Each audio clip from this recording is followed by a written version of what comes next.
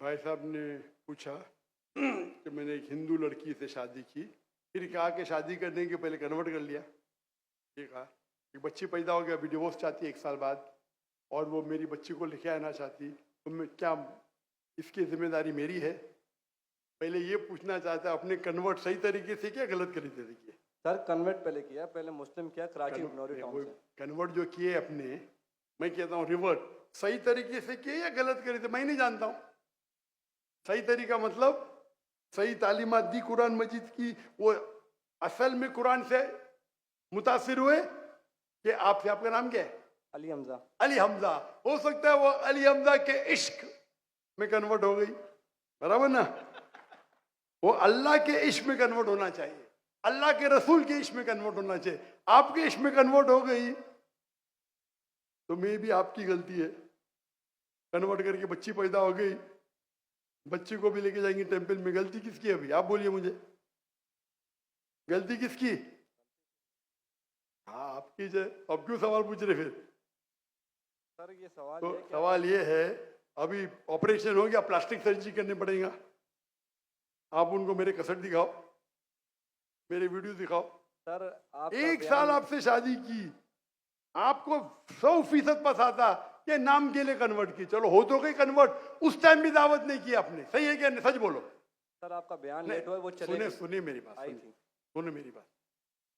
आपने शादी कर ली, चलो कर ली अल्हम्दुलिल्लाह, आपको पता था कि वो नाम के लिए कन्वर्ट हुई, उस टाइम तो अब सही दावत देने का था उसको, बराबर कि नहीं? बराबर। आपने बोले चलो कन्वर्ट हो गए, अभी गए भाड़ में, क्या फर्क पड़ता है? यानी आपने सूरे अल असर के 3रे पार्ट को वतवासौ बिल हक पे अमल नहीं किया, बराबर? बराबर। जन्नत में जाने के लिए वतवासौ बिल हक भी जरूरी है, अपने खुद के बीवी के साथ नहीं करा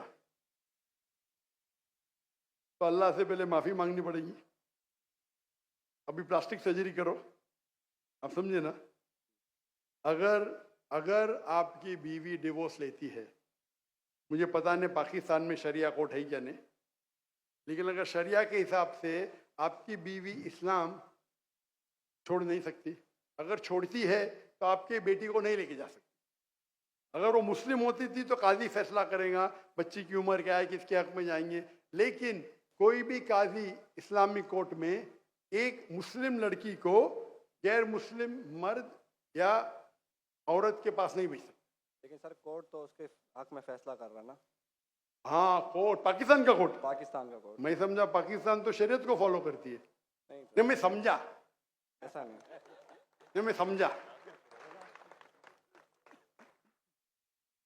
मलेशिया में माशाल्लाह, मलेशिया बहुत से केसेस होते, अगर कोई मुस्लिम बोला मुझे गैर मुस्लिम बनने का, नॉट अलाउड, अलाउड ही नहीं है।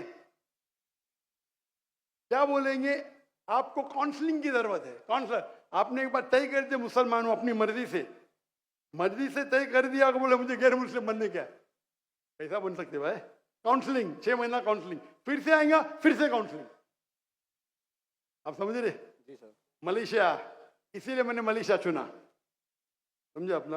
आप कह रहे का इधर वो हिंदू मुस्लिम बन गए, मुस्लिम से फिर से हिंदू बन गए, और कोर्ट ने फैसला दिया कि तो Republic, Islamic Republic of Pakistan कैसा हुआ फिर? ये माफ करना, मैं मेहमान हूं गवर्नमेंट का, अगर मेहमान हूं तो हिदायत तो देना चाहिए ना। तो अल्लाह ताला बोलेंगे मेहमान बना दिया लेकिन हिदायत नहीं दी। कुछ हिदायत होती है अकेला देना, जो मैं मिल चुका हूं माशाअल्लाह, अकेला दे चुका हूं, अकेले में बेस्ट है। पब्लिक में सवाल है, बोलना ही पड़ेगा। इस्लामिक अगर है, नाम का है तो छोड़ो, काम का है तो इस्लाम के अंदर इजाजत है ही नहीं।